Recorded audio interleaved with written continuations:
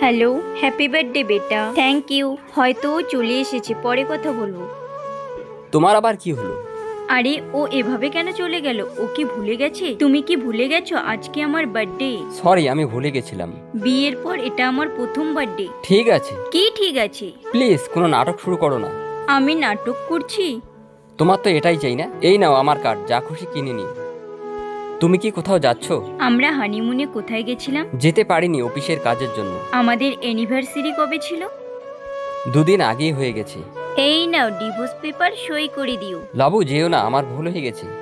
দেখো লাবু, কে এসেছে আমাদের সাথে দেখা করতে। আমার একটা কথা শুন, ওর সঙ্গে দেখা কর। আমি একজন ডাক্তার, আপনি মনে করে দেখুন আপনাদের ডিভোর্স হয়ে গেছে। এই দেখুন আপনার স্ত্রী অন্য কোথাও বিয়ে করে নিয়েছে। এই ওষুধগুলো সময় মতো খেলে আপনি ঠিক হয়ে যাবেন। ও তার স্ত্রীকে অনেক ভালোবাসতো, তাই সে এখন সবখানে তার স্ত্রীকেই দেখতে পায়।